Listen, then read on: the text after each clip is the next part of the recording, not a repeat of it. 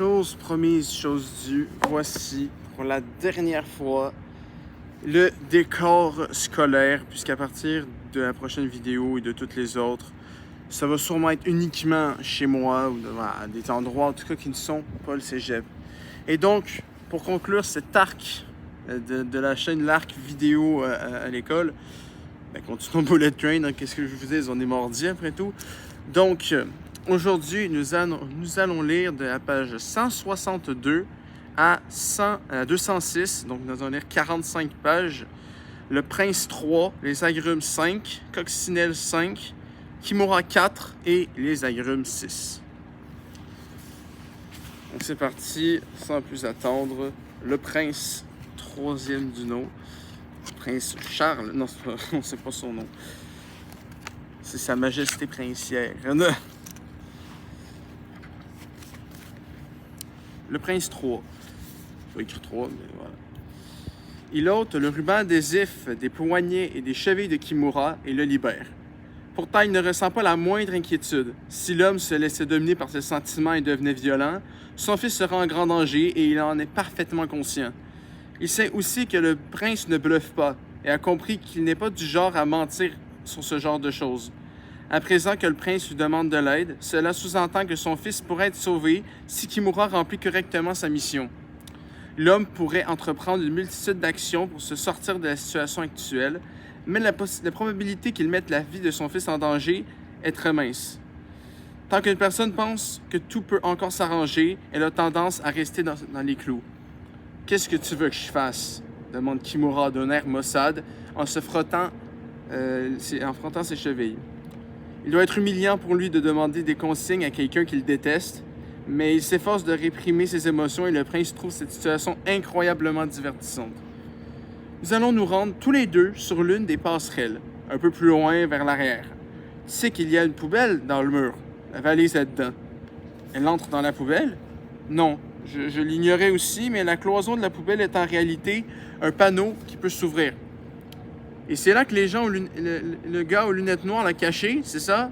Donc tu veux qu'on prenne la valise et ensuite... C'est une valise. On est d'accord? Donc c'est pas un petit objet. Si on la porte ici et qu'on la planque près de nos sièges, on se fera repérer.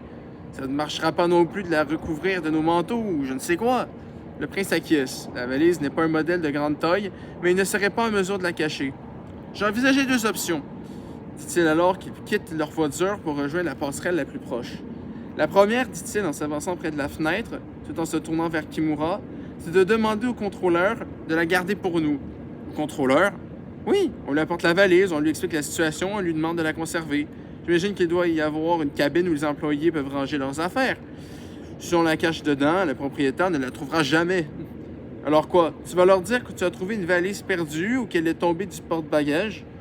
Dans ce cas, ils vont faire une annonce et tout le train sera au courant, y compris les gens qui la cherchent. Je trouverai une meilleure explication. Par exemple, je peux raconter que la valise m'appartient, mais que l'homme assis à côté de moi, dit-il en désignant Kimura du doigt, n'arrête pas de la relooker et que j'ai peur qu'il me la vole. Pourriez-vous me la garder jusqu'à ce que j'arrive à destination? Des choses comme ça. Oh, ça ne semblerait pas du tout suspect. Pas de la part d'un collégien aussi honnête que moi. Kimura grogne de mépris pour ce plan, même s'il doit s'avouer que le prince parviendrait sans doute à tromper le contrôleur sans trop de difficulté. Quand bien même, si tu remets la valise au contrôleur, tu ne l'auras plus. Je peux la récupérer quand nous arriverons à Morioka. Et si ça paraît problématique, je l'abandonne à leur bon soin, peu importe. Je veux vraiment savoir ce qu'elle contient. Et le plus important, c'est qu'elle soit cachée. De cette façon, je pourrais exercer une pression sur les personnes qui sont à sa recherche. Comme avec tes camarades de classe et les cartes de robot, tu veux dire? Exactement. Mais j'ai pensé aussi à autre chose. Voler le contenu, tout simplement. La valise de l'homme aux lunettes noires comporte une serrure à 4 chiffres. On va essayer toutes les combinaisons jusqu'à ce qu'elle s'ouvre.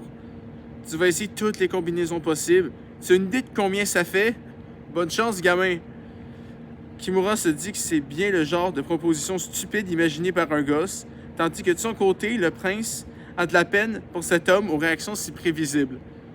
Ce n'est pas moi qui vais le faire, mais vous? Vous l'emporterez dans les toilettes et vous trouverez le code. Dans les toilettes? C'est hors de question. Le prince réprime un éclat de rire en voyant avec quelle facilité Kimura perd son sang-froid. Monsieur Kimura, je suis fatigué de vous le répéter, mais si vous ne faites pas ce que je dis, votre fils aura des problèmes. Il serait beaucoup plus judicieux pour vous d'obéir et de jouer gentiment avec la serrure à combinaison. Bien plus judicieux. Si je m'enferme dans les toilettes aussi longtemps, le contrôleur finira par le remarquer. Je viendrai inspecter les lieux de temps en temps, et si une file d'attente se forme devant la porte, je vous le ferai savoir. Vous pourrez sortir, attendre que les toilettes se libèrent et y retourner. C'est pas comme si vous faisiez quelque chose de mal. On peut penser à une infinité d'excuses possibles. Donc je vais tourner des cadrans jusqu'à ce que mort s'ensuive. Ah, je viens d'apprendre que s'ensuivre, en fait, c'est pas S'-E-N et le verbe suivre. En fait, c'est S' et le verbe en suivre. Voilà, je vous ai appris peut-être quelque chose. Le prince se remet à marcher. Dans la voiture suivante, il se ferait un chemin dans l'allée, imaginant ce que Kimura, sur ses talons, doit penser. Tout près, il fixe le dos de celui qui a poussé son fils d'un toit. Pas de doute, il meurt d'envie de bondir sur lui. Son désir de faire usage de la violence est palpable. Si le contexte le lui permettait, il attraperait le prince par le bras, le tirerait dans un coin et l'étranglerait. Mais Kimura ne peut rien faire. Non seulement il serait beaucoup trop exposé dans le Shinkansen, mais surtout la vie de son fils est en jeu. C'est la seule évocation de Kimura frustré et grinçant des dents emplit le gamin d'une onde de chaleur et de bien-être. Monsieur Kimura interpelle le prince tandis qu'il traverse la voiture 6. Il jette un coup d'œil par-dessus son épaule et se réjouit à la vue du visage de Kimura, déformé en un masque hideux à force de contenir sa rage. Cela ne prendra pas aussi longtemps que vous le pensez. La combinaison est forcément comprise entre 0000 et 9999, ce qui correspond à 10 000 possibilités. Si vous essayez une combinaison par seconde, on obtient 10 000 secondes, soit environ 167 minutes, moins de 2 heures et 50 minutes, et je parie que ça ne prendra même pas aussi longtemps. Vous pourrez probablement en faire plus qu'une par seconde, sans compter que tu fais tous ces calculs dans ta tête. C'est qu'il est bon en maths, ironise Kimura, et ce qui le rend encore plus stupide aux yeux du prince. Sans compter que vous serez surpris de la chance que j'ai. Même quand j'agis au hasard, généralement les étoiles s'alignent en ma faveur. Par exemple, je gagne tout le temps à la loterie et aux jeux de hasard. Il en a toujours été ainsi pour moi depuis que je suis né. C'en est presque curieux. Donc, je parie que vous allez découvrir la combinaison exacte assez rapidement.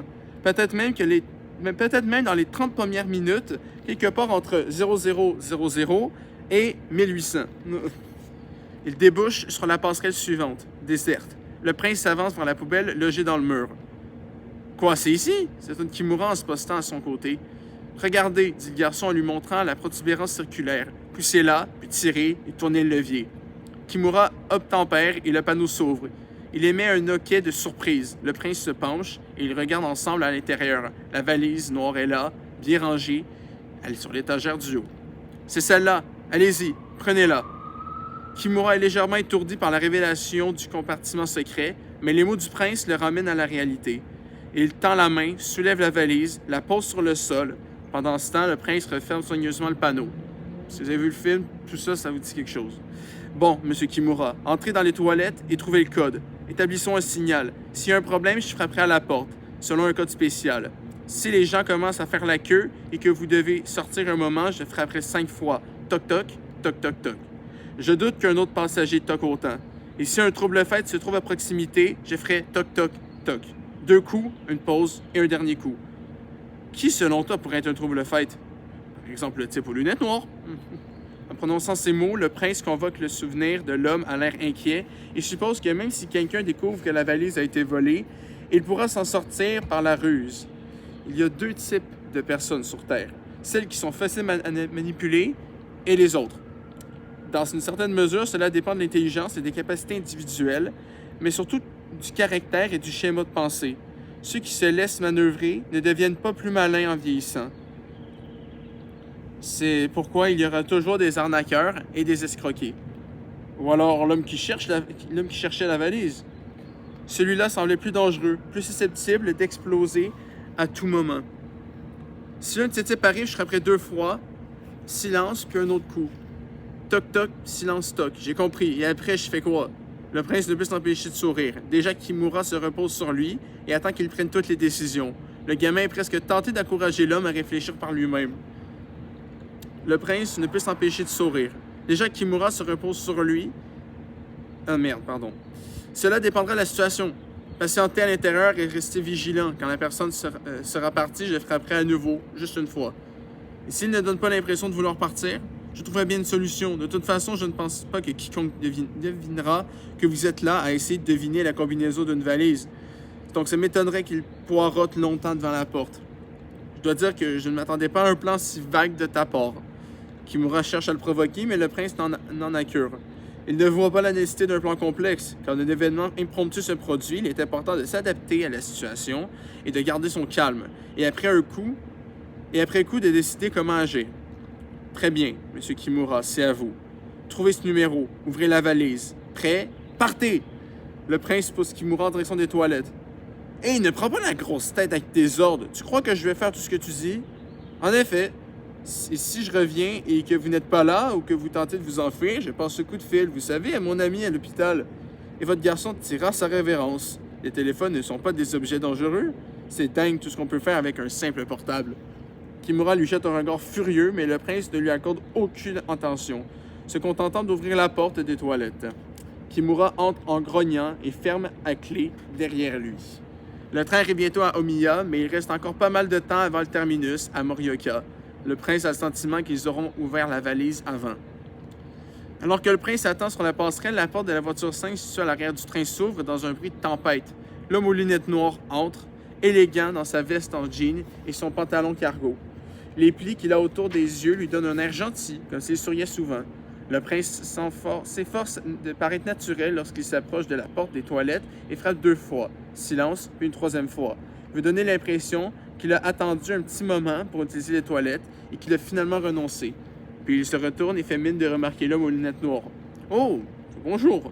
Est-ce que votre ami qui a trop bu se sent mieux? »« Ah, encore toi. » Une trace d'irritation imperceptible se dessine sur le visage de l'homme, mais le prince ne l'a pas manqué.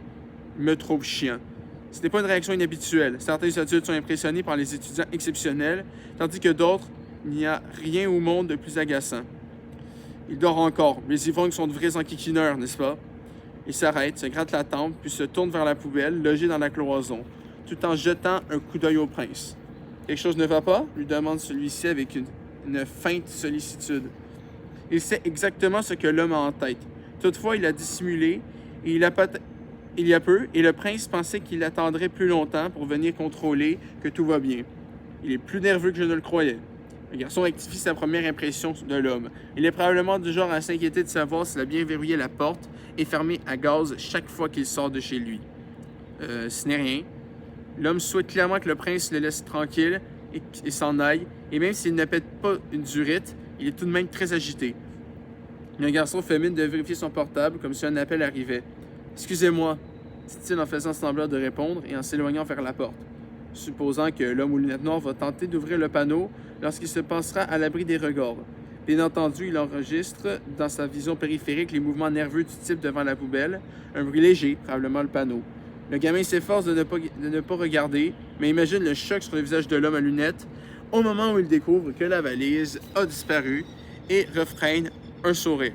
« C'est pas possible, putain! » Le prince met fin à son faux appel téléphonique et retourne vers la porte des toilettes. Lorsqu'il demande à nouveau sur un ton innocent à l'homme si quelque chose ne va pas, celui-ci reste pâle, à observer le panneau béant qu'il n'a même pas pris la peine de refermer. « Oh, le mur peut s'ouvrir », constate le prince d'un air détaché. L'homme se tire les cheveux puis enlève ses lunettes pour se frotter les yeux dans une mimique de consternation tellement stéréotypée que le gamin n'a jamais vu ça, pas même dans un manga. Toutefois, il est clair que l'homme ne joue pas la comédie. Il semble complètement dépassé par les événements. Et souffle. « Je le savais. » C'est la seule chose qui échappe à la compréhension du prince. « Vous le saviez? Vous saviez quoi? » Sous le choc, l'homme ne prend pas la peine de baratiner. Il y avait une valise. La valise avec laquelle tu m'as vu tout à l'heure. Ma valise. Je l'avais rangée ici. « Pourquoi? » demande le prince, endossant à nouveau le rôle du collégien naïf et bien intentionné. C'est une longue histoire. Et maintenant, elle a disparu? Que vouliez-vous dire par « je le savais » ? Je me doutais que ça arriverait. Il savait que la valise aurait disparu. Cette pensée met le prince légèrement mal à l'aise. Avait-il deviné que je la lui volerais? L'éventualité que l'homme ait pu déjouer son plan lui semble si incroyable qu'il se retient de justesse de l'accuser de mentir. Vous saviez que la valise allait disparaître? Pas spécifiquement, sinon je l'aurais pas planqué ici. C'est juste que ce genre de choses m'arrive tout le temps. Tout ce que j'essaie de faire finit forcément en eau de boudin. L'expression apprise. Dès que je me dis qu'il serait terrible que tel truc se produise, que j'espère sincèrement que ça n'arrivera pas, eh bien, pouf, ça arrive. Et je me disais que j'aurais des ennuis si la valise disparaissait, alors je suis venu vérifier, et bien sûr, elle s'est évanouie. L'homme semble de plus en plus prêt à se déclater en sanglots. Ah, c'est donc ça. Le prince semble soulagé. C'est vraiment ennuyeux, dit-il gentiment. Vous aurez des ennuis si vous perdez la valise? De très gros ennuis. J'étais censé descendre à Omiya. Et vous ne pouvez pas descendre sans la valise? L'homme regarde le prince droit dans les yeux, en clignant des paupières. Apparemment, cette possibilité ne l'avait pas effleuré, puis il paraît réfléchir aux conséquences d'un tel acte. Je suppose que si, à la condition de me préparer à vivre le reste de ma vie en cavale. Le contenu doit être très précieux, constate le prince, en portant ses yeux à sa bouche, en un geste volontairement mièvre, de sorte que l'homme le prenne moins au sérieux. Oh, ajoute-t-il en haussant la voix et en détachant les syllabes. Maintenant que vous le dites, je l'ai vu il y a peu, votre valise. Quoi? s'exclame l'homme. Où ça? Quand je suis allé aux toilettes, il y avait quelqu'un avec une valise noire, grand et vêtu d'une veste, les cheveux plutôt longs. Le prince décrit l'homme rencontré plus tôt et qui cherchait la valise. L'homme aux lunettes noires l'écoute d'un air soupçonneux, mais au bout d'un moment, il prend une mine renfrognée. Citron ou mandarine. Pourquoi diable l'homme prononce-t-il des noms d'agrumes? Il est allé dans quelle direction? Je ne l'avais pas vu. Quand j'ai levé la tête, il était déjà parti. L'homme regarde vers l'avant et l'arrière du train. Il semble décidé par où commencer sa recherche. Dans quelle direction penses-tu qu'il soit allé? Que te dicte ton instinct? Pardon? Pourquoi je suscite-t-il de mon instinct? Tout ce que je fais tourne mal. Si je m'avance vers la voiture 6, celui qui a pris la valise sera probablement reparti de l'autre côté, et idem, si je commence par la 5. Quoi que je choisisse, ça retournera forcément contre moi. Qui retournera la situation contre vous? Quelqu'un, d'accord? Torclums, après avoir dégluti, un peu perdu. Là-haut, il y a un type qui nous observe et qui tire les ficelles de nos vies. Je n'y crois pas du tout. Personne ne tire les ficelles de quoi que ce soit. Le dieu du destin n'existe pas. Et si par hasard il y a vraiment un dieu, j'ai l'impression qu'il s'est contenté de jeter les humains dans une vitrine et qu'il nous a oubliés. Donc pour toi, ma malchance n'est pas une erreur divine. C'est difficile à expliquer. Inclinez une planche et faites tomber quelques billes dessus. Chacune va rouler dans une direction différente, trouver sa propre trajectoire, mais ce n'est pas à cause de qui que ce soit. Le lieu d'arrivée de la bille dépend seulement de la vitesse et de sa vitesse et de sa forme, de sorte qu'elle prendrait naturellement cette direction par elle-même. Tu prétends donc que je suis malchanceux par nature et que ça ne changerait rien, peu importe ce que je fais, peu importe la difficulté. Le prince avait espéré le piquer au vif et lui faire perdre son sang-froid, mais ne s'attendait pas à le voir à ce point déprimé. Quel est votre chiffre préféré?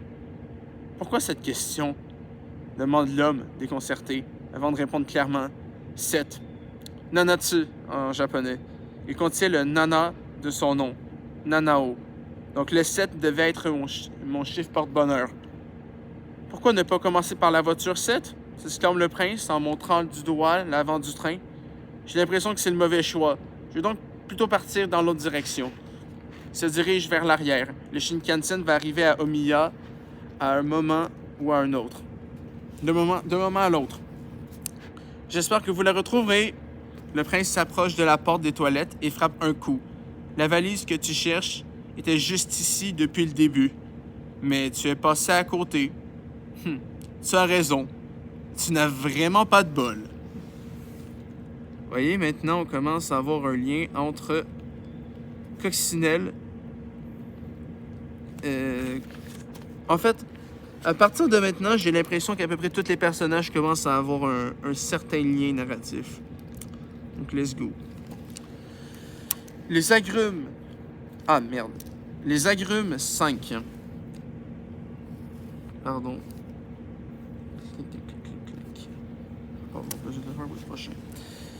Les agrumes 5. La mélodie signale l'arrivée imminente du train à Omiya. Non, la minute signalant l'arrivée imminente du train, Omiya commence à retentir dans la cabine, suivi d'une annonce. Sur le siège d'à côté, Citron sourit. « Tu stresses? » dit-il. « Un peu, oui. »« Pas toi? » L'homme de Minegichi doit les attendre à Omiya. « Non, pas vraiment. Je suis jaloux, soupire Mandarine. Ça doit être génial d'être simple d'esprit. Tu sais, c'est quand même de ta faute si on est dans ce pétrin. »« Si tu le dis, » répond Citron en grignotant quelques crackers. « Mais en vrai, c'est pas entièrement ma faute. Je veux dire, ouais, ok, je suis probablement responsable de la perte de la valise. Mais la mort de ce gosse n'est ni de ta faute, ni de la mienne. C'est la sienne. »« Lui? » demande Mandarine en montrant du doigt le cadavre. « C'est sa faute s'il est mort? Carrément? Quelle idée de camser comme ça? Sale égoïste, tu trouves pas? Il n'a même pas laissé d'indice. » Le Shinkansen commence à perdre de la vitesse. Mandarine se lève. « Hé, tu vas où? » demande Citron avec inquiétude. « On arrive à Omiya. Je dois aller faire mon rapport au gars de Minegichi, lui dire que tout se passe bien. Je vais l'attendre près de la porte. »« Oh, tu n'as quand même pas l'intention de descendre et de te tirer. » Je n'avais pas pensé à ça. Courir ne ferait probablement qu'empirer les choses. Si tu te barres, j'appelle Minegichi et je lui dis que tout est de ta faute. Et je lui propose de t'emmener dans son QG. Pas de problème, je lui lècherai les bottes, je remuerai la queue. Oh, monsieur Minegichi, je l'aurais ce bâtard de Mandarine. Mais pardonnez-moi, épargnez ma misérable vie. Et voilà le travail. Je sais pas pourquoi, j'ai beaucoup de mal à m'imaginer la scène, dit Mandarine en passant devant son associé pour s'engager dans le couloir. Le train freine et par la fenêtre de gauche, Mandarine aperçoit un stade d'une taille gigantesque. On dirait une forteresse irréelle. À droite, un grand magasin défile. Ne te montre pas trop confiant, lance Citron dans son dos. Ça aussi, c'est dans la chanson de Thomas.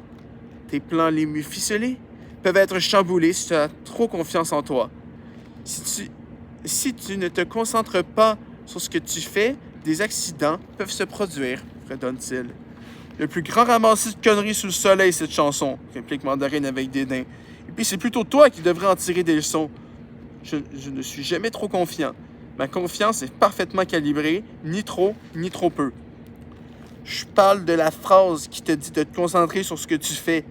Tu es négligent et on dirait que tout est une corvée pour toi. Tu es incapable de te focaliser sur quoi que ce soit et tu as la capacité d'attention d'un poisson rouge. Et ne dis pas ça, je te donne un exemple. Prends Thomas et ses amis. Change de refrain, bordel! Il y a deux personnages qui s'appellent Olivier. Tu le savais, le camion-citerne sauvé par Douglas et la pelleteuse. La plupart des gens ne connaissent que le camion-citerne. Mais en fait, il y a deux Olivier. Et alors je suis très attentif à ce genre de choses. Mon attention est excellente. Ouais, ok. Mandarine lui fait signe de laisser tomber. Il pourrait lui faire remarquer que dans Anna Karenine, il y a 3 personnages nommés Nikolai, mais devine que Citron se contentera de débiter une ineptie de plus du style « Il n'y a pas d'Anna dans Thomas, mais il y a une Annie. » Ou « Tu ne trouves pas que Karenine sonne comme les deux noms, les deux mots Kars et Nin ensemble, bien qu'il n'y ait pas non plus de Nin dans Thomas. » Le train s'arrête encore demi-heure. Alors que Mandarine arrive sur la passerelle, une annonce indique que les portes s'ouvriront du côté gauche et il choisit sa place en circonstance. Sur le quai, une foule de voyageurs attendent l'arrivée du Hayate. Mandarine ignore à quoi ressemblera l'homme de Minegichi et s'il sera seul. Mais au moment précis où le train s'arrête, il aperçoit un type par la fenêtre, un mec qui n'a manifestement rien à voir avec ceux qui respectent la loi au travail de 9 à 17 heures, quelqu'un dont l'univers est constitué de ruelles mal éclairées. Le voilà. Il est grand avec les cheveux gominés, vêtu d'un costume noir et d'une chemise bleu vif sans cravate. Il n'est visible qu'un instant, tandis que le train parcourt les derniers mètres, si bien que Mandarine n'a pas le temps de distinguer clairement son visage. La porte tremble et émet un bruit semblable à une expiration avant de s'ouvrir. Mandarine descend sur le quai sans la moindre hésitation. Il se tourne vers la droite et aperçoit le type. Il s'avance vers le Shinkansen et approche son visage de la vitre, les mains en visière autour des yeux. Il regarde à l'intérieur de la voiture, ignorant les 2 jeunes femmes qui prennent un air scandalisé. Il doit avoir repéré le fils de Minegichi, assis de l'autre côté de l'allée, près de la fenêtre opposée. « Et vous » interpelle Mandarine. L'homme se retourne, renfrogné. Mandarine comprend que ce type n'est pas un petit voyou. Il a la quarantaine, il a une certaine prestance. S'il était un salarié lambda, il serait probablement dans l'équipe de direction, les cheveux gominés et soignés, le regard aiguisé, le ventre plat. Il électrise l'air par sa simple présence, ce qui met à vif les nerfs de Mandarine. « Que puis-je faire pour toi, mon pote? » demande le type en recommençant à mater par la fenêtre du train, tout en se jetant quelques regards en coin en direction de Mandarine. « Je m'appelle Mandarine. Je suppose que tu es l'émissaire de Minegichi chargé de t'assurer que mon partenaire et moi avons bien récupéré son rejeton. » Chemise bleue le reconnaît, perd un instant son air enfrogné, mais reprend vite son visage grave. « Tout se passe comme tu veux? » Plus ou moins. Tu sais, 3 hommes serrés les uns contre les autres, ce n'est pas le summum du confort. Il désigne la fenêtre et regarde à l'intérieur. Citron, toujours assis sur son siège, les remarque et agite la main avec un enthousiasme enfantin. Mandarine ne peut que prier silencieusement. Ne gâche pas tout. Il dort? Qui? Le gamin? Oui, quand on l'a trouvé, il était attaché à une chaise et n'avait pas fermé l'œil depuis son kidnapping. Il doit être claqué. Mandarine fait tout son possible pour que sa voix reste naturelle. Le Shinkansen ne restera pas longtemps en gare. Il va falloir remonter en voiture. Vraiment claqué, hein? Demande Chemise bleue, en croisant les bras dubitatifs, avant de jeter un nouveau coup d'œil à l'intérieur, tandis que les jeunes femmes font une moue affligée en se contorsionnant pour éviter son regard.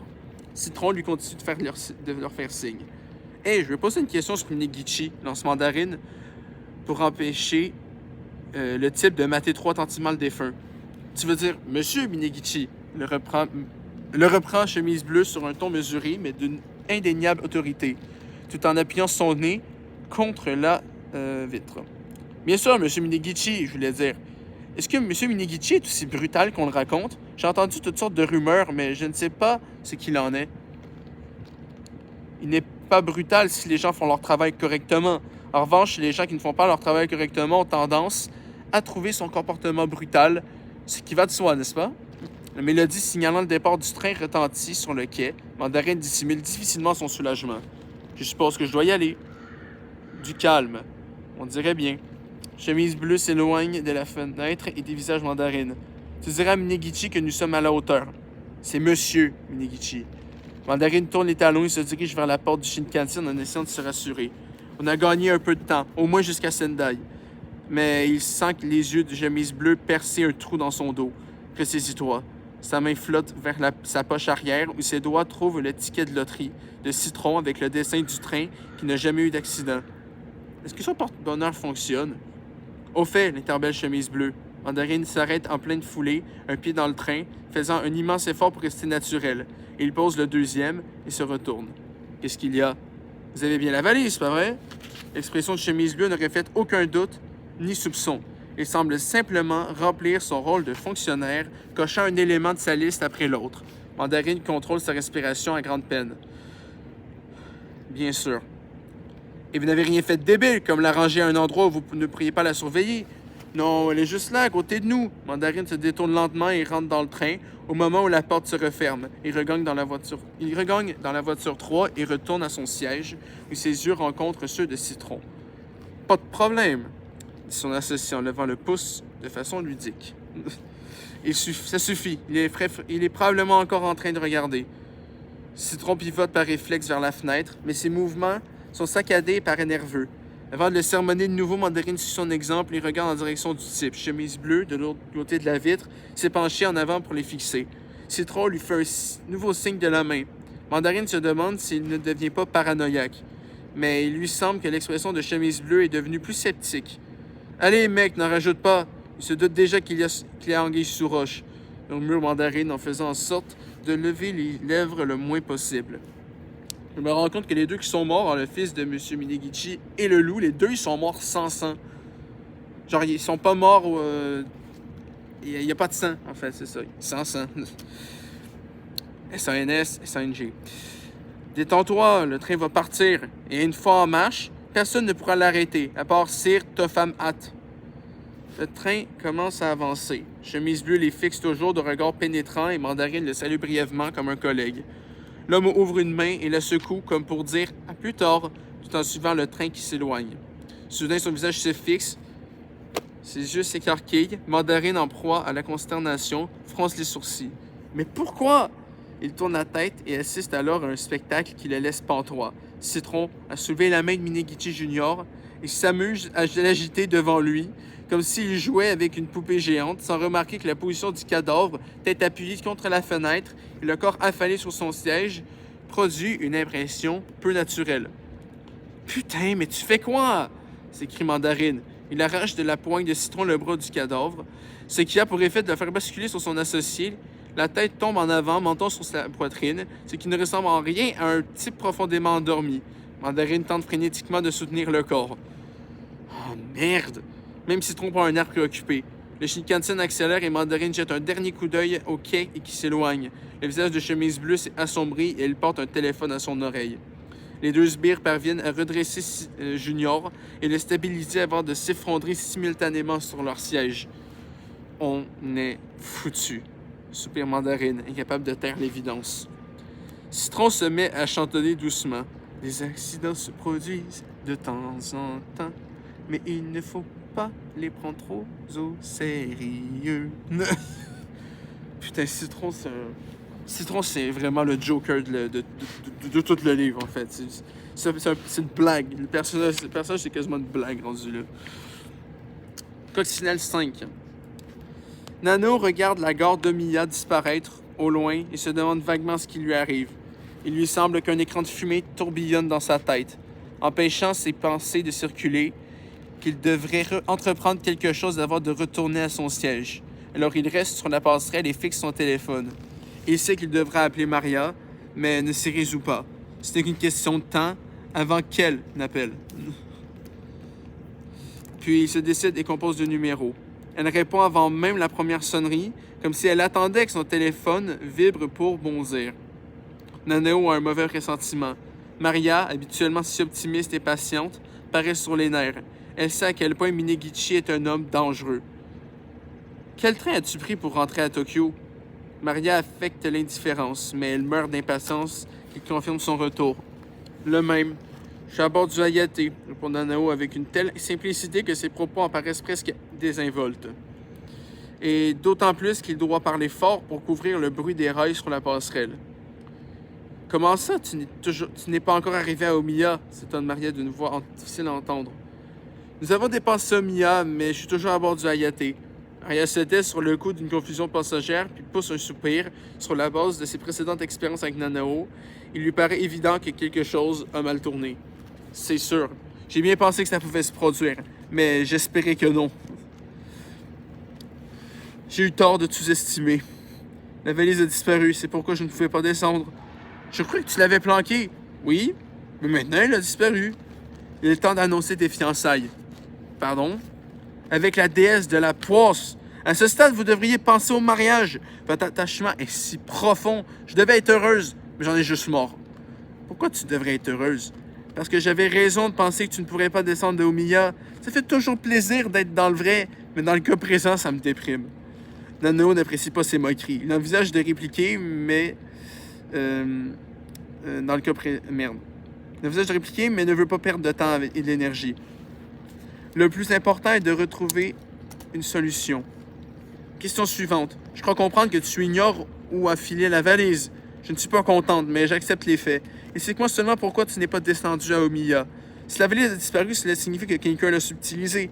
Le Shinkansen s'est arrêté à Omiya, donc je dirais qu'il y a deux possibilités. 1, la personne qui l'a prise se trouve toujours à bord.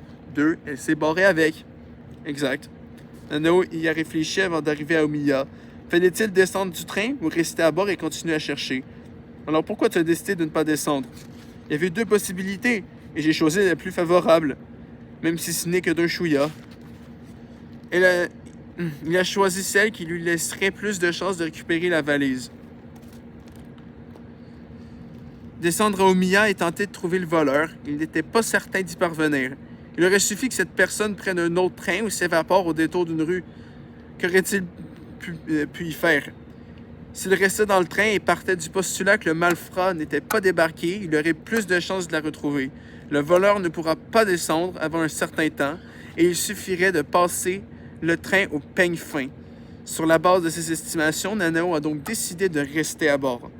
Et puis de cette manière, il pouvait raisonnablement se dire qu'il n'avait pas encore échoué. La mission est toujours en cours, du moins il l'espérait. Si Minegichi appelait pour vérifier où il était, Maria pourrait ainsi le rassurer. Il était quand même descendu un moment sur le quai pour s'assurer que personne ne partait avec la valise. S'il avait remarqué un type d'un air suspect, il l'aurait poursuivi sans hésiter. Malheureusement, compte tenu de la longueur du train et de la courbe du quai, il ne pouvait pas voir les premières voitures, mais résolu à faire de son mieux, il était resté là, à tourner la tête de gauche à droite, et à surveiller ce qui se passerait jusqu'au départ. Quelques voitures plus loin, peut-être au niveau de la troisième ou de la quatrième, deux types avaient attiré son attention. L'un, tout en noir, avait des cheveux assez longs pour un homme, mandarine ou peut-être citron. Dos à Nanao, il faisait face à un autre type qui semblait attendre sur le quai. Plus âgé, vêtu d'une chemise bleu vif, les cheveux peignés en arrière, à la manière d'une vieille dame dans un film étranger. C'était assez mignon. Peu après, l'homme le plus grand était remonté dans le train. Nanao avait observé son profil, incapable de dire s'il s'agissait de citron, de mandarine ou de ni l'un ni l'autre. Sur lequel l'homme à la chemise bleue s'était penché vers la fenêtre pour scruter l'intérieur de la voiture. Et Nanao était certain que ce n'était pas pour regarder le type en noir reprendre sa place dans le train. Il observait quelque chose, autre chose. Mais quoi? Tout ce que Nanao pouvait affirmer, c'est que ça se passait dans la voiture 3 ou 4. Il les avait comptés. Tu m'as bien dit que le propriétaire de la valise se trouvait dans la voiture 3, demanda Nanao à Maria après lui avoir raconté la scène sur le quai d'Omiya. Oui, c'est ce que j'ai compris. Et donc, tu aurais repéré mandarine ou citron dans la voiture 3? Si ce n'est pas un d'eux, le type leur ressemblait. Dans tous les cas, ça renforce la théorie qu'il puisse être le premier propriétaire de la valise. On a dépassé le stade de la simple théorie depuis un bail. Désolé, tu disais? S'il est attentif aux propos de Maria, Nanao a du mal à entendre tout ce qu'elle dit. Entre le balancement qui s'accentue sur la passerelle, les efforts qu'il fait pour rester debout et le vacarme incessant des rails. C'est comme si Shinkansen tentait de l'empêcher de se raccrocher à Maria, sa seule alliée. Donc, tu penses que les jumeaux t'ont piqué la valise? C'est moi qui l'aurais piqué dans un premier temps, puis ils l'ont récupéré. C'est le scénario le plus plausible. S'il devait y avoir une troisième partie impliquée dans l'affaire, les choses se compliqueraient de façon dramatique, et j'espère sincèrement que tel n'est pas le cas. Si tu l'espères, tel est probablement le cas. Allez, arrête de t'amuser à me faire peur, par pitié. Hélas, si ses espoirs et ses rêves ne se réalisent jamais, ses craintes, elles, se réalisent toujours. Mais je ne cherche pas à t'effrayer. C'est juste l'histoire de ta vie. Le dieu de la malchance est fou amoureux de toi. C'est pas la déesse de la poisse. Bon, ça doit être la même. À moins que ce soit une déesse. Et elle est canon, au moins, la déesse de la poisse? Tu veux vraiment le savoir? Non, je préfère ne pas y penser. OK, bon. Maintenant, qu'est-ce qu'on fait? Demande Maria avec une anxiété qui n'échappe pas à Nanao. J'ai peut-être une idée. Au moment où elle amorce sa phrase, le train fait une namarder. Nanao perd l'équilibre et s'attrape de justesse. Pour commencer, tu voles de nouveau la valise aux agrumes. Et comment suis-je censé m'y prendre? Peu importe, tu le fais. Quoi qu'il arrive, tu récupères cette valise. Pendant ce temps, moi j'invente une excuse à destination de notre client. Comme quoi? On a bien la valise, mais tu n'es pas descendu à Omiya et Shinkansen ne s'arrête pas avant Sendai. Il devra donc attendre. C'est ce que je lui dirais. L'important, c'est que la valise se trouve en notre possession. Je prendrai un ton désinvolte pour lui faire comprendre que tu as fait ton boulot. Malheureusement, les circonstances t'ont empêché de descendre du train, etc. Cette explication suffira sûrement. Suffira pourquoi? Pour empêcher Minegichi de péter un câble. C'est logique, pense Nanao. Mieux vaut être les enfants qui font les courses, mais qui ont été retardés au retour par les travaux de réfection du trottoir, que les enfants qui ont été envoyés chez le primeur et qui ont perdu le portefeuille. Ils ne peuvent rentrer sous peine de se faire crier dessus. Ça peut rester crédible et l'engueulade serait moins salée. Au fait, tu crois que mandarine et citron pourraient te reconnaître? Demande Maria d'une voix tendue, imaginant sans doute l'inévitable confrontation. Je ne pense pas, réfléchit Nanao. Nous n'avons jamais travaillé ensemble. Une fois, j'étais dans un bar et quelqu'un me les a montrés du doigt comme étant les plus redoutables du métier. Je me souvenais qu'ils avaient une sale gueule et en fait, ils ont fini par saccager les lieux. C'était assez mouvementé, je les reconnais.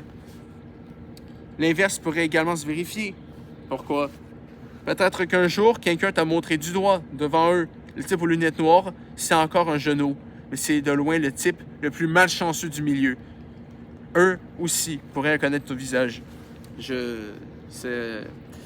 Nanao ravale ses mots. Il ne peut affirmer que cela ne peut en aucun cas être arrivé, et Maria semble deviner ce qu'il pense. N'est-ce pas? C'est exactement le genre de choses qui pourrait se produire. N'oublie pas, la déesse de la poisse, à tête de chien, est follement amoureuse de toi. Tu es son favori. Maintenant, elle a une tête de chien. Faute de grive, on mange des merles. OK, vas-y, rejoins la voiture 3 et bonne chance. À l'autre bout de la ligne, Nanao perçoit de l'agitation. « Que s'est-il passé? » s'écrie Maria. « Ce n'est pas vrai! Tu te moques de moi? »« Qu'est-ce qui se passe? » demande Nanao, l'oreille collée contre le téléphone. « J'en peux plus, » gémit-elle. Il raccroche, consterné. Ah, le suspense intenable. Qu'est-ce qui a encore foutu? À présent, Kimura 4.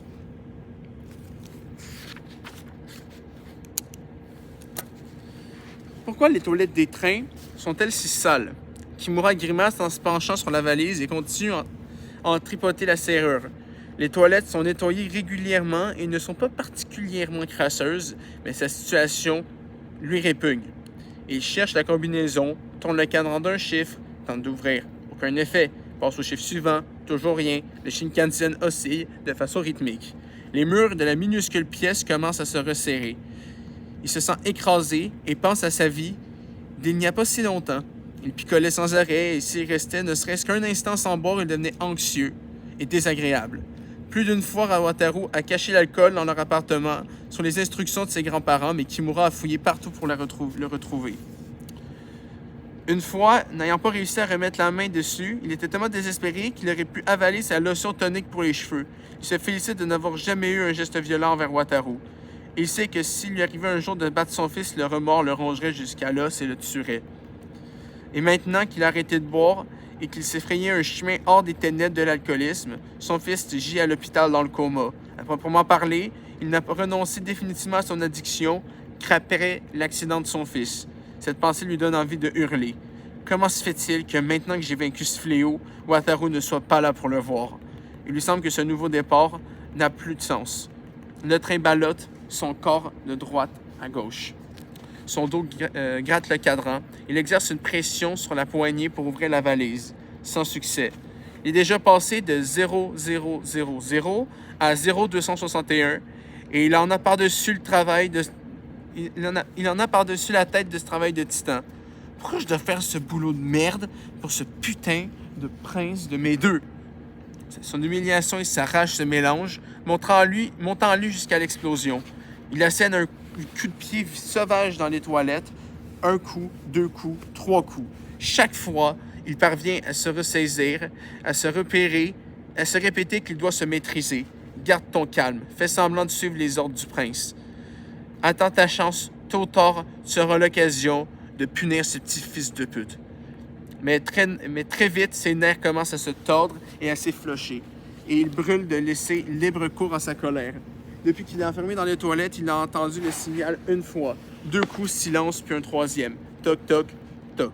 Une personne à la recherche de la valise se trouvait juste là, dehors, peut-être le type aux lunettes noires. Kimura a essayé de deviner ce qui se passait derrière la porte, tout en continuant à tester les combinaisons. Finalement, il y en a un autre coup sec à la porte. Le type était parti. Lorsque le cadran indique 0500, cela lui rappelle le soir où il a regardé l'heure juste au moment où les chiffres affichaient 5 heures. Il était à la maison avec Wataru, qui finissait de regarder une émission pour enfants à la télévision. Lui-même était allongé sur le canapé derrière son fils, tirant sur une bouteille d'alcool. C'était un lundi, mais il était en congé et avait passé la journée à flâner et à boire. Puis à 17h, on avait sonné à la porte, probablement un vendeur d'abonnement à un journal quelconque. D'habitude, c'était Wataru qui allait ouvrir. Les gens préféraient être accueillis par un petit garçon sympathique que par un ivrogne d'ange-mur. Mais cette fois, il était allé voir qui c'était. Wataru était concentré sur son émission et Wataru voulait se lever de toute façon. Un gamin en uniforme de collégien se tenait sur le seuil. Ne comprenant pas la raison de sa présence devant chez lui, Kimura avait d'abord pensé à un boniment religieux. « Nous sommes déjà sauvés, je te remercie. »« Monsieur... » Le ton du garçon était familier. Non, monsieur. Le ton du garçon était familier. Absolument pas celui qu'on emploie pour aborder une personne pour la première fois, mais il n'était pas grossier. Il détonnait une certaine vulnérabilité. On aurait dit que le gamin était au bord des larmes. Qu'est-ce que tu veux? L'alcool qui circulait dans son organisme donnait à Kimura l'impression de voir quelque chose qui n'était pas vraiment là, le mirage d'un collégien. Puis il s'était souvenu qu'il avait déjà rencontré ce gamin. Il n'avait pas ressenti le besoin de se rappeler son visage jusqu'à ce jour, mais cela lui revenait. C'était l'un des garçons qu'il avait croisé par 2 fois déjà. Dégingandé, le teint pâle avec une tête oblongue et le nez tordu lui faisait penser à une courgette. « Mais qu'est-ce que tu fous ici devant chez moi? Monsieur, j'ai besoin de votre aide. » Oh, sérieusement? Kimura avait eu envie de refermer la porte pour ne se mêler de rien, mais sa curiosité avait pris le dessus. Il était sorti, avait attrapé le gamin par le callback pour le jeter à terre. Tête de courgette avait basculé et s'était assis sur le sol en pleurnichant. Kimura n'avait ressenti aucune compassion à son égard. « Comment as-tu découvert où j'habitais? Je t'ai déjà vu dans le coin. Comment tu m'as trouvé? » « Je vous ai suivi, j'ai mis le gamin, mais c'était un gémissement résolu. »« Tu m'as suivi. Quand je vais au cours de préparation aux examens, je passe par ici en vélo. Une fois, je vous ai aperçu dans la rue et je vous ai suivi. C'est comme ça que je sais où vous habitez. Comment ça se fait que je ne sois pas suivi plutôt par des filles sexy? Ou peut-être parce que merde. Ou peut-être que c'est ça que tu cherches. Tu es attiré par les mecs plus âgés, c'est ça? Cette blague idiote, Kimura l'avait faite pour masquer son anxiété, le sentiment grandissant que ce gamin était un mauvais présage. Pas du tout, c'était juste que personne d'autre que vous ne peut m'aider. Encore un coup du prince, avait surpris Kimura sans se rendre compte que son haleine était changée, mais l'expression de dégoût du gamin lui avait fait comprendre. Il va mourir. L'odeur de l'alcool ne fait pas mourir. Rien à voir avec la fumée de cigarette. Non, je dis que Takeshi va mourir. Qui est Takeshi? Un autre de tes camarades de classe? La dernière fois, un gamin s'était suicidé, avait répliqué Kimura avec lassitude. Tu vas à quelle école? J'éviterais d'y inscrire mon fils. Cette fois, c'était pas un suicide. Je me fiche de ce que vous fabriquez, les gosses, avait-il lancé, prêt à lui botter le cul, à lui crier d'aller se faire foire, mais Tête de Courgette s'était empressé de reprendre la parole. Ce n'est pas une personne, c'est un chien. Takeshi est le chien de Tomoyasu. C'est quoi encore cette embrouille? Le gamin avait piqué son intérêt. Kimura avait appelé son fils dans la maison. « Wataru, je sors. Tu regardes la télé comme un bon garçon, d'accord? » Le petit avait répondu que oui. « Très bien. Allez, montre-moi où ça se passe. » Kimura se rendait souvent au parc situé à la limite du quartier. Il y avait une aire de jeu et un bac à sable devant un petit bosquet d'arbres mixtes. C'était un parc agréable, inhabituellement étendu dans un quartier résidentiel. L'enfant avait mis Kimura au courant de la situation pendant qu'il marchait vers le parc. Tout avait commencé lorsqu'un de leurs camarades de classe, dont les parents étaient médecins et tenaient un petit cabinet, avait raconté qu'il possédait un appareil médical pour administrer des chocs électriques. C'était un peu comme un défibrillateur servant à redéclencher les battements de cœur à l'arrêt, sauf qu'il s'agissait d'un prototype plus puissant qu'un modèle classique, quoique aussi simple d'utilisation. Il était équipé de 2 électrodes que l'on plaçait sur la poitrine de part et d'autre du cœur et qui transmettaient des données à un électrocardiogramme. Si l'appareil déterminait que l'organe avait besoin d'un choc, il suffisait d'appuyer sur un bouton pour faire passer le courant. Dès que le prince a entendu ça, il a voulu voir à quel point le DEA était puissant, avait souligné Tête de Courgette, en faisant le mou. Kimura avait grimacé, comme s'il venait de gober par mégarde d'un horrible insecte. Votre prince est vraiment un type sympa pour avoir une idée pareille. Alors, qu'est-ce qui s'est passé? Le gamin, dont les parents étaient médecins, a dit que la machine était automatique. Il ne pourrait pas fonctionner sur un être humain en bonne santé. C'est vrai? Il pensait qu'en disant ça, le prince laisserait tomber l'idée. Mais c'est justement le genre de choses qui l'excite, hein? Tête de Courgette avait acquiescé d'un signe de la tête. Douloureux. Ce même jour, le prince avait obligé le fils du médecin à voler le défibrillateur à ses parents. Et ils vont tenter l'expérience dans le parc? Tout le monde est déjà là. La machine sert à faire repartir un cœur qui ne bat plus, c'est bien ça? Oui. Et que se passe-t-il si on l'utilise pour une personne en bonne santé? J'ai posé la question discrètement au fils du docteur, avait répondu le gamin crispé. Il m'a dit que, selon son père, la personne en mourrait. Les DEA sont des appareils automatiques, donc ça ne marcherait pas sur une personne vivante, mais celui-là est un prototype et il est plus puissant. Et maintenant, le prince veut utiliser Takeshi le chien comme sujet de test. C'est logique, je pense qu'il n'y a pas les couilles d'essayer d'abord sur un humain. Tête de Courgette avait lentement secoué la tête. C'était pas un signe de déni, mais de déception. Il venait de comprendre à quel point Kimura sous-estimait le prince. Un mouvement de désespoir à l'idée qu'en fin de compte, cet homme ne pourrait peut-être pas les aider. Ce n'est pas ça. Au début, le prince voulait l'essayer sur Tomoyasu. Pourquoi Tomoyasu a fait une erreur? Ce n'était pas difficile à imaginer. Au cours de son existence passée dans le milieu des gangs et d'organisations criminelles, la plupart du temps, quand les chefs faisaient usage de la violence envers les membres de leur propre groupe, c'était pour les châtier ou en faire un exemple. La peur permettait de resserrer les liens et était un bon moyen de faire obéir les troupes. Le prince, qui avait conquis sa position de leader sur ses camarades par la peur, utilisait probablement les mêmes tactiques. Les chocs électriques lui servaient à infliger des punitions et rappeler à tous qu'ils devaient le craindre. Tomoyasu est un peu long à la détente. Il ne court pas vite. L'autre jour, on a volé des mangas à la librairie et il a failli se faire prendre. Le gamin avait ensuite expliqué que le vendeur avait poursuivi Tomoyasu dans la rue et l'avait attrapé, mais les autres étaient revenus sur leur pas et avaient mis le vendeur à terre à coups de pied pour donner une chance de s'enfuir à leurs camarades. Le gars était au sol, mais on a continué à le frapper jusqu'à ce qu'il perde connaissance. Je crois qu'il a été gravement blessé. Quand on a peur de se faire griller, il ne faut pas voler à l'étalage. C'est toujours comme ça avec Tomoyasu, et l'autre problème, c'est qu'il aime bien se vanter. Il ne court pas vite et c'est un venteur, pas étonnant que le prince soit agacé. Quoi, il se flatte d'avoir un père avocat et, de premier plan ou un truc comme ça? Kimura avait avancé l'idée au hasard, mais il avait raison. En fait, oui, son père est vraiment avocat, répondit Tête de Courgette avec un air surpris.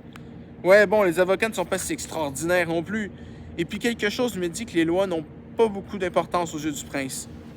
Mais le père de Tomoyasu a des amis redoutables. Du moins, c'est ce que son fils prétend. Ah, ça c'est ennuyeux. Personne n'aime les poseurs. Mais se vanter des gens qu'on connaît, c'est encore pire. Ceux qui font ça méritent d'être abaissés d'un cran ou deux. Tomoyasu a été choisi pour tester le défibrillateur. Mais bien sûr, il a refusé. Il a pleuré, supplié. Il est même allé jusqu'à embrasser les chaussures du prince, ici même dans le parc. Et qu'a fait Sa Majesté?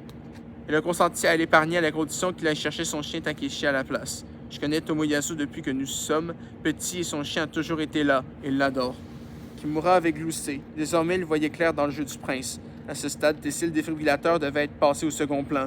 Il s'agissait plutôt de savourer le sacrifice de Tomoyasu, son animal bien-aimé, contre sa propre peau. Cela procurait à Sa Majesté le moyen d'écraser son camarade, de le briser moralement. Les intentions du prince étaient assez limpides. Pourtant, même s'il les comprenait, Kimura se sentait mal à l'aise à l'idée que ce dernier puisse véritablement mettre son plan à exécution. Son Altesse est vraiment pourrie jusqu'à l'os. C'est qu'il la rend très prévisible au fond. Monsieur, à votre place, je n'irai pas affirmer que le prince est prévisible. Il était arrivé devant l'entrée du parc. Venant, c'est le gamin. Je ne peux pas vous accompagner plus loin. Je me barre et je rentre chez moi. Si le prince devine que j'ai cafeté, j'aurai de sérieux problèmes. Kimura ne pouvait pas se résoudre à se moquer de lui. À le traiter de poule mouillée, par exemple, tant son désarroi était palpable. Et si ses camarades découvraient qu'il était allé chercher de l'aide, qui sait ce qui pourrait lui arriver? Au mieux, il deviendrait le nouveau sujet de test de la puissance du défibrillateur. Ouais, d'accord, avait dit Kimura au gamin en lui faisant signe de s'en aller. Dégage, je me ferai passer pour un simple passant. Tête de Courgette avait hoché la tête comme un enfant effrayé et tourné les talons. Hé, attends voir, avait crié Kimura. Le gamin s'était retourné et retrouvé face au poing de Kimura, qui s'était écrasé de plein fouet sur sa mâchoire. Il avait titubé avant de s'écrouler, les yeux révulsés. Toi aussi, tu as ta part de mauvaises actions, non? Considère ça comme une juste punition, et sois reconnaissant de t'en sortir aussi bien. Mais quand même, pourquoi moi? Comment se fait-il que tu sois venu me demander à moi de vous secourir? Tu connais pas d'autres adultes? Quémander l'aide d'un ivrogne accompagné d'un petit garçon ne semblait pas être le meilleur choix. Personne, avait répondu le gamin en se frottant la mâchoire et en vérifiant qu'il avait du sang sur la main. S'il avait du sang sur la main. Il ne montrait aucune colère, plutôt même du soulagement, à s'en sortir si bien. Je ne connais personne d'autre capable d'arrêter le prince. Tu as appelé la police? La police? Non, ça ne marchera jamais. La police, il lui faut des preuves pour faire les moindres gestes. Elle ne s'en prend qu'aux gens qui sont indubitablement mauvais. Qu'est-ce que ça veut dire, indubitablement mauvais? Mais Kimura le savait. Les lois fonctionnent pour les gens qui commettent des vols ou tuent des gens. Dans ces cas précis, les autorités peuvent citer les passages de la loi et administrer les sanctions appropriées. Mais quand les choses ne sont pas aussi claires et que le mal est plus subtil, les lois ne fonctionnent pas avec la même efficacité. Je suppose que les princes, eux, s'assiedent dans leur château et rédigent leurs propres lois. Ouais, exactement, avait dit le gamin en commençant à s'éloigner, se frottant toujours la mâchoire. Mais vous n'avez pas l'air de vous soucier des lois du château, monsieur. Tu veux dire parce que je suis un ivrogne? Le gosse n'avait pas répondu. Il s'était simplement fondu dans le crépuscule. Peut-être que l'alcool me permet de comprendre certaines choses après tout. Il avait pénétré dans le parc. Je marche droit. Du moins, c'est ce qu'il pensait, sans en être certain. Il lui semblait entendre ses parents le réprimander, lui reprochant de ne jamais avoir marché droit de sa vie. Il avait soufflé dans sa paume pour sentir s'il sentait l'alcool, mais ne pouvait pas en juger non plus. Il avait atteint le petit bois et s'était frayé un chemin dans la pénombre qui s'installait.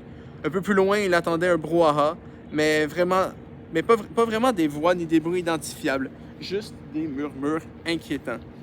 Le sol descendait en pente douce vers une dépression où s'accumulaient les feuilles mortes. Des silhouettes sombres se tenaient en rang serré. Leur uniforme noir de collégiens les faisait ressembler aux fidèles d'une secte s'apprêtant à célébrer une cérémonie secrète.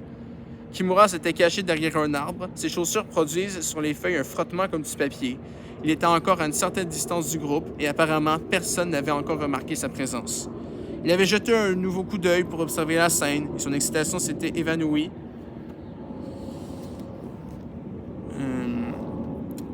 Merde. Pendant sa présence, il avait jeté un nouveau coup d'œil.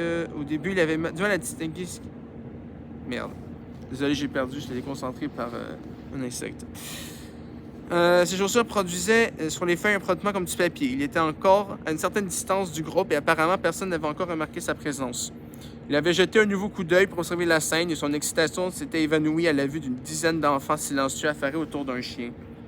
Au début, il avait eu du mal à distinguer ce qui se passait, puis il avait compris qu'il s'attachait au gamin, probablement son propriétaire, Tomoyasu. Celui-ci serrait le cabot contre lui, tandis que les autres les enveloppaient dans du ruban adhésif. Kimura avait eu de la peine en attendant le garçon faire de son mieux pour assurer le petit animal. « Tout va bien, Takeshi, tout va bien. » Il était retourné derrière l'arbre. L'air était chargé d'une anxiété qui vous prenait à la gorge. Il était étrange que le chien n'aboie pas. Et en penchant de nouveau la tête, Kimura avait constaté que l'animal était muselé à l'aide d'un lambeau de tissu. « Dépêchez-vous » avait ordonné l'un des collégiens à ceux qui apposaient les électrodes au défibrillateur. « C'est fait, regarde. Est-ce que ce truc va marcher? Va vraiment marcher? » « Bien sûr que oui, tu me traites de menteur. D'ailleurs, toi, je t'ai entendu t'excuser pendant qu'on t'abaissait Tomoyasu.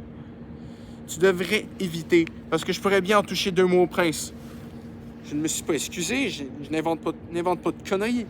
Le prince a vraiment ses gamins sous sa coupe. Ils sont complètement impuissants. Quand un groupe est dirigé par la peur, les soldats perdent progressivement confiance les uns en les autres. La colère et le ressentiment à l'égard du despote se retournent contre ceux qui devraient être leurs alliés, ce qui réduit d'autant la probabilité d'une rébellion. Chacun ne cherche plus qu'à se protéger et le seul objectif commun devient d'éviter d'être puni. C'est alors qu'ils se mettent à le surveiller les uns les autres. L'époque où Kimura portait une arme et se livrait à des activités illégales, il entendait souvent parler d'un homme appelé Terahara et de la façon dont les membres de son organisation se méfiaient les uns des autres. Leur motivation consistait à éviter les erreurs dans l'espoir que la colère de leur chef soit plutôt dirigée vers un collègue. Ils avaient fini par se retourner les uns contre les autres à la recherche de celui qui pourrait servir d'offrande sacrificielle. Ça ressemble exactement à ce qui se passe ici. Et puis il y avait autre chose, les collégiens qui piétinaient ces feuilles mortes pour préparer leur sinistre expérience ne semblaient pas s'amuser contre lui du temps de sa jeunesse, à l'époque où il malmenait des autres enfants. Ils ne ressentaient de leur part qu'une terreur indicible, comme s'ils ne faisaient subir de violence à leurs camarades que dans le but de sauver leur peau. Il avait baissé les yeux sur ses pieds et constaté qu'il portait des sandales. Compte tenu de l'affrontement vu avec les gamins, il était mal préparé. Je les enlève? Non, pieds nus, j'aurais plus de mal à me déplacer.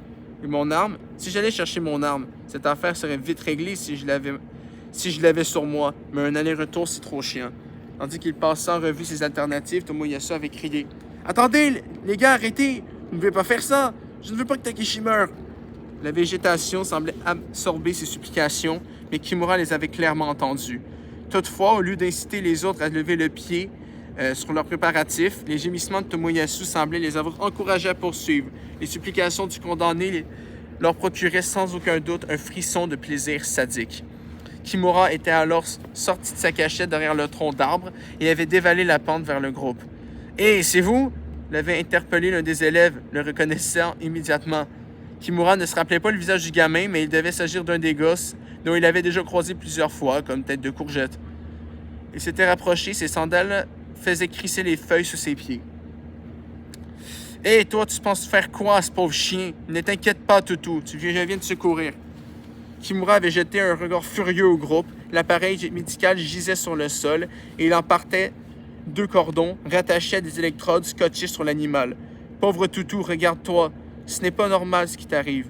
Ne te fais pas de soucis. Le vieil ivrogne est venu te sauver la vie. » Profitant du désarroi des enfants, Kimura s'était introduit dans leur cercle et avait retiré d'un geste sec les électrodes du chien, puis il avait entrepris d'arracher le ruban adhésif qui le lia à son maître. L'animal se débattait, mais Kimura était parvenu à ses fins. « Ça craint un max !» avait-il entendu derrière lui. « Faut arrêter ce type. »« Ok, vas-y, gamin. Je suis en train de foutre en l'air ta mission. Si tu n'agis pas vite, son Altesse princière risque de se mettre en colère. » Lui avait lancé Kimura avec un sourire vicieux. « Et elle est où d'ailleurs? » Ah oui, c'est une Altesse, c'est vrai. Je me demande pourquoi il disait elle, vu que c'est un mec, mais non, en fait, c'est parce que c'est son Altesse, et Altesse, ben, c'est féminin. Une voix calme et claire avait alors résonné. « Cher monsieur, vous avez l'air très content de vous. » Kimura avait levé les yeux et aperçut le sourire éclatant du prince, luisant dans l'obscurité. Soudain, une pierre avait fendu l'air dans sa direction. Clic! Fait la serrure. La valise s'ouvre, le propulsant dans la réalité. Le cadran indique 0600. Sa Majesté a vraiment du bol. Compte tenu du nombre de combinaisons possibles, on peut dire qu'il a rapidement trouvé la bonne. Il soulève le bagage au-dessus des toilettes et l'ouvre complètement. À l'intérieur, des liasses de billets de 10 000 yens soigneusement rangés, Kimura n'est pas impressionné. Les billets sont usés et froissés. Et bien qu'il en ait une quantité respectable, cette somme n'est pas assez importante pour qu'il se sente pousser des ailes. Il en a déjà transporté bien davantage par le passé. Il est sur le point de refermer la valise quand il remarque 5 cartes de crédit coincées dans la sangle, chacune émise par une banque différente. Un code chiffré est inscrit au verso à l'aide d'un marqueur permanent. Un bonus sympa, cette invitation à faire des retraits. Une petite surprise qui vient compléter la pile d'argent liquide. Je suppose que les criminels procèdent ainsi de nos jours. Mu par une proposition soudaine, il retire un billet de 10 000 yens. Je doute que ça manque à quelqu'un. Puis il le déchire en 1000 morceaux. Il a toujours eu envie de tenter l'expérience, de voir ce qu'on ressent. Il referme la valise, la repose sur le sol et jette les morceaux de papier dans la cuvette. Kimura agite la main devant le capteur et actionne la chasse d'eau. Puis il sort des toilettes. Le prince est encore là et l'attend. Kimura ne se rend pas compte que, dans son fort intérieur, il espère que le gamin le félicitera pour son travail bien fait. Dernier chapitre du jour, après plus d'1 heure. Je vous dis, je pense quand même que cette vidéo va être la plus courte va être beaucoup plus courte que celle d'hier. Ça va pas être la plus courte de tous, mais quand même, je dirais 1h15 environ, 1h20, dans la moyenne en fait. C'est juste plus court que hier. Donc pour finir, donc de 199 à la fin d'aujourd'hui, donc 206, les agrumes 6. On est déjà rendu à la 6e des agrumes. Ouais. Eh bien, mon cher Mandarine, que faisons-nous maintenant? Demande Citron, assis au milieu, coincé entre le cadran côté fenêtre et son associé côté couloir. C'était... Merde. Et tu ne voudrais pas échanger avec moi? Je n'aime pas être au milieu. C'est quoi ton petit cinéma? Demande Mandarine, furieux, n'ayant clairement pas l'intention de changer de siège. Qu'est-ce que tu veux dire?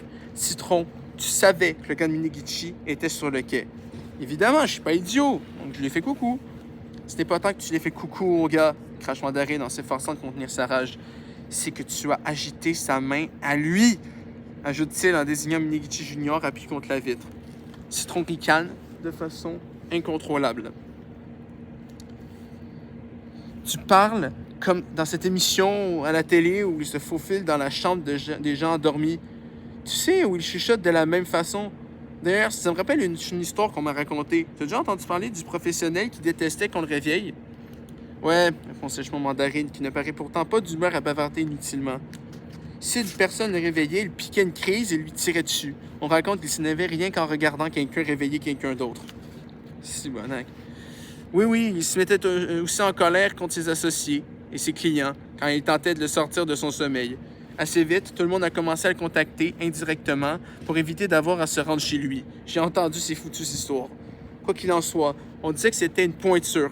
Enfin, c'est ce qu'on m'a raconté. Il était dur comme la pierre, une véritable légende. Les légendes naissent dans l'esprit de ceux qui les inventent. Probable que ce type n'ait jamais existé. Dire que quelqu'un est une légende revient à croire aux légendes urbaines. Peut-être que des gars qui réfléchissent à la meilleure manière de faire passer des messages ont fini par rêver de ce personnage. Crois-moi, conclut Mandarine en parlant de plus en plus fort, ce type, on ne le réveille jamais parce que c'est du pipeau. Moi, je ne te réveille jamais parce que je suis un mec trop gentil. Non, parce que tu te lèves toujours plus tard que moi. Bon, écoute, je me suis dit que ce serait une bonne idée de faire bouger la main de ce gamin pour qu'il ait l'air moins mort. Le souci, c'est que quand quelqu'un paraît endormi et que soudain il agite la main, de deux choses l'une. Soit il s'agit d'une marionnette géante, soit c'est un macabé dont quelqu'un d'autre remue la main. Allez, ça va, je te parie que ça a plutôt bien marché, dit Citron en commençant à bouger les jambes nerveusement. Ce gars-là, avec les cheveux gominés, il a dû appeler Minegichi et lui résumer la situation en 3 mots, du genre « Tout est OK ». Attends, OK? Ça fait 1 ou 2 mots? Ça fait 1 ou 2 mots? Il lui a plus certainement dit « Monsieur Minegichi, il y a quelque chose d'étrange chez votre fils. Il a peut-être un problème. » Attends, ça fait combien de mots, ça? Peu importe. On vient de dépasser la barre des 200 pages. Observant le profil de Mandarine, Citron remarque son expression sévère, sourcils froncés, lèvres serrées. Pourquoi est-il si stressé? Toujours si stressé? Très bien, peu importe. Quel est ton point de vue sur la situation? À la place de Minegichi, répond Mandarine en regardant sa montre, j'enverrai des sbires au prochain arrêt. Des hommes dangereux, armés jusqu'aux dents. Je leur demanderai d'attendre sur le quai pour s'assurer que les 2 individus qu'il a engagés ne tentent pas de se faire la malle et de monter à bord, qu'ils les aperçoivent dans le train. Il y a beaucoup de sièges vides dans Shinkansen et à l'heure où il est, je suis sûr qu'il est en train de les réserver tous. Dis donc, j'ai de la peine pour ces 2 gars. Ouais, moi aussi. D'ailleurs, je me demande qui ça peut être. Donc tu penses que quand Shinkansen arrivera à Sendai, une bande de voyous va envahir les voitures? Ça risque de flinguer à tout va. Citron imagine le train rempli d'hommes barbus brandissant des armes à feu et des couteaux. Une image dérangeante. Je sais pas pourquoi ils sont barbus. Les Japonais, ils ont pas de barbe d'habitude. Peut-être qu'ils sont pas japonais aussi. Je sais pas. Dis donc, Minegichi, ne pourrait pas plutôt engager des nanas qui nous attaqueraient en bikini? Peu importe leur tenue, du moment qu'elles sont armées. Pendant que tu mates leur nichon, tu te ferais tirer dessus. À l'avant du wagon, la porte coulisse et un jeune homme fait son entrée en provenance de la voiture 4. « Monsieur Citron » murmure Mandarine pour attirer l'attention de son associé. « Qu'est-ce qu'il y a, mon bon Mandarine? Peux-tu entendre une histoire drôle? »« Non, merci. Quand un type sérieux comme toi prétend avoir une histoire drôle à raconter, c'est dans 90% des cas nul. » L'autre jour, poursuit Mandarine sans se décourager, je suis tombé sur quelqu'un que je connaissais dans le quartier. Devinant immédiatement où son associé va en venir, Citron s'efforce de ne pas sourire. « Ah ouais, moi aussi je sais de qui tu parles. »« Vraiment? » La conversation s'arrête là. Le paysage défile devant les fenêtres et Citron voit passer un terrain de golf et un immeuble d'habitation. Il pense à son héros préféré. Et dans Thomas et ses amis, Sir Tumfam Hat, le directeur du chemin de fer de Sodor, dit à Thomas, Percy et aux autres « Vous êtes des trains indispensables. » Ce sont ses mots. C'est qui, Sir Tumfam Hat? Je t'ai déjà dit, le gros contrôleur. Combien de fois tu vas me le demander? Tu sais que c'est un peu leur patron à tous. Et il porte toujours un chapeau de soie noire. Il félicite les trains qui travaillent dur et réprimande ceux qui se la coulent douce. Comme les trains le respectent, c'est assez génial pour eux de recevoir ce compliment de la part d'un type comme lui. Quoi donc? Vous êtes des trains indispensables. N'importe qui serait heureux de se l'entendre dire. Moi, par exemple, j'adorerais qu'on me le dise. Et tu es un train absolument génial. Alors, rends-toi indispensable. Parce que franchement, aujourd'hui, je ne vois pas qui pourrait nous dire que nous sommes des trains indispensables, toi et moi. C'est peut-être parce qu'on n'est pas des trains. Montre-moi ces autocollants que je t'ai donnés. Je te les ai rendus. Ah, c'est vrai. Citron sur la planche d'autocollants de sa poche. Lequel est Percy? Demande-t-il. Je ne sais pas et je m'en bats l'œil. Depuis combien de temps on travaille ensemble? Un long moment, non? Alors rends-moi service. Essaie de te rappeler qui est qui dans Thomas et ses amis. Au moins les noms. Attends, et toi, tu as lu un seul des livres que je t'ai conseillés? Les Amours interdits de Mishima ou bien Les Possédés de Dostoïevski? Deux noms qui me sont familiers. Hein? On a littéralement lu Confession d'un masque de Mishima et Dostoïevski, je l'ai un peu étudié en philo 2. Je te l'ai dit, ça ne m'intéresse pas. Il n'y a pas d'image dans les livres que tu me conseilles. Et toi, ton ramassis de locomotive à vapeur, tu crois que ça me passionne? Et il y a aussi des moteurs diesel. Écoute, j'ai un truc plus important à te dire. J'ai un éclair d'inspiration. Et j'ai un plan. Quand un type aussi organisé que toi annonce qu'il a un plan, dans 90% des cas, son projet est voué à l'échec. Mais vas-y, je t'écoute volontiers.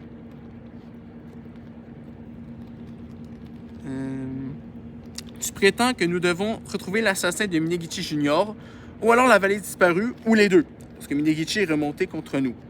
Exact. Hélas, l'un et l'autre se baladent encore dans la nature. Parce qu'on se met le doigt dans l'œil. Enfin, on se trompe de cible, c'est pour ça. Mais ce n'est pas une raison pour s'énerver. Tout le monde peut faire des erreurs. Tu m'as dit que tu avais un plan? En effet, affirme Citron, dont les lèvres tressaillent pour refréner un sourire, tandis que l'expression de Mandarine se durcit. Et fais en sorte que notre ami du quartier ne nous entende pas, OK? Oui, répond Citron. Petite question à 1000 balles. Voici une citation célèbre. Ne cherche pas le coupable, crée-le de toutes pièces. Tu sais de qui elle est? Je suppose que ça vient de Thomas ou de l'un de ses amis. Tout ce que je dis n'a pas forcément quelque chose à voir avec Thomas. Elle vient de moi. C'est ma citation. Ne cherche pas le coupable, crée-le de toutes pièces. Et qu'est-ce que ça veut dire exactement? On choisit un type à bord du Shinkansen, n'importe lequel, en fait, et on le transforme en coupable, propose Citron, qui ne manque pas de se remarquer un changement d'expression chez son associé. Bien, bien, regarde-moi qui apprécie mon plan. Pas mal, murmure Mandarine. Pas mal? Ça ne veut pas dire que Minegichi avait un race bobord. On n'en sait rien. En tout cas, c'est mieux que de rester assis à ne rien faire. Tous les deux, on a quand même bien foiré notre contrat. Le gamin s'est fait dézinguer et on a perdu la valise par-dessus le marché. Bien sûr que Minegichi va se mettre en colère. Mais si on lui livrait le tueur sur un plateau, ça pourrait nous apporter quelques bons points. Et pour la valise, on pourrait dire que l'assassin s'en est débarrassé, ou quelque chose comme ça. Bien sûr, ça ne résulte après tout, mais si on peut faire en sorte que quelqu'un d'autre porte le chapeau, ça permettrait, tu vois, comment dire, d'apaiser la fureur de Minegichi. Oui, c'est exactement ça. Et qui va porter le chapeau? Citron est ravi que Mandarine soit disposé à suivre son plan et à le mettre à exécution immédiatement, mais en même temps, l'effort le fatigue d'avance. Attends, on va vraiment le faire? C'est ton idée! Mais tu sais, Citron, si tu as encore envie de déconner, je vais vraiment finir par m'énerver. Il y a un passage dans un livre que j'aime bien. Je méprise cet homme. Car même si la terre se fend sous ses pieds et que les rochers lui tombent sur la tête, il montre ses dents dans un sourire. Il vérifie que son épais maquillage est intact. Mon mépris se change en tempête et je dévaste cet endroit à cause de lui. Ok, pas la peine de t'énerver, dit Citron en esquissant un geste d'apaisement. Il sait trop bien à quel point Mandarine peut devenir dangereux quand il se fâche. En général, son associé se contente de lire ses romans et de limiter la violence au strict minimum. Mais s'il perd son sang-froid, il se montre impitoyable et impossible à arrêter.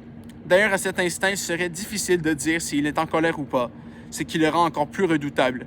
Il explose d'un seul coup, sans prévenir, et c'est terrible à voir. Et surtout, avec le temps, Citron a appris que Mandarine commence à citer des passages de ses livres ou films préférés. Si il commence à citer des passages de ses livres ou films préférés, il faut se méfier. C'est comme si, dans une forme de frénésie, la boîte à souvenirs se renversait dans sa tête, déversant son contenu, signe incontestable que sa rage est sur le point de déborder. Pas la peine de t'énerver, j'ai compris, et je te parle sérieusement. Je connais justement le mec idéal pour porter le chapeau. Qui ça? Tu sais, celui qui connaît probablement Minegichi de réputation. Notre ami du quartier? Exactement. Le gars du coin que nous connaissons bien. Ouais, c'est une bonne idée. Pour Mandarine en se levant. Faut que j'aille aux toilettes. Hey, attends, tu fais quoi? Faut que j'aille pisser. Mais je fais quoi s'il y a une ouverture avant ton retour? Genre une opportunité pour discuter avec notre ami du quartier et que tu n'es pas revenu. Eh bien, tu décides. Tu sauras bien te débrouiller tout seul, non? Et ça se passera plus en douceur si on ne s'y met pas à deux. Citron se sent émoustillé par la confiance dont Mandarine l'honore. Ouais, t'as raison. Mais ne fous pas le bordel. Mandarine sort de la voiture et Citron le suit des yeux.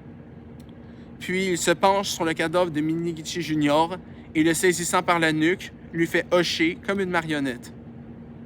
Citron, tu es un train indispensable, dit-il en donnant son meilleur numéro de ventriloque. Voici donc pour la vidéo d'aujourd'hui et donc pour cette semaine. Nous sommes donc à 4 vidéos sur 10 au niveau de la lecture. Donc lundi prochain, on va avoir fait la moitié environ. Donc on a dépassé le cap des 200 pages. Donc voilà, j'espère que vous continuez à apprécier autant cette œuvre. Moi, j'apprécie toujours autant le fait que le livre soit très différent du film. Donc ça apporte une vision très différente, tout en restant dans le même délire du train, de la valise, des agrumes et tout. Donc je suis très excité de comment ça se passe. J'espère que vous appréciez aussi, évidemment, je vous dis dans 6 jours pour la suite. Donc la suite qui va être de 207 à 261. Et bien, profitez pendant ces dernières secondes de vidéo de ce décor scolaire qu'à partir de la prochaine vidéo, vous n'allez plus jamais voir. Pensez à toutes les magnifiques vidéos que j'ai faites ici et pensez que ce n'est qu'un au revoir. Voilà. Rien de plus. Merci d'avoir écouté. À dans 6 jours pour la suite.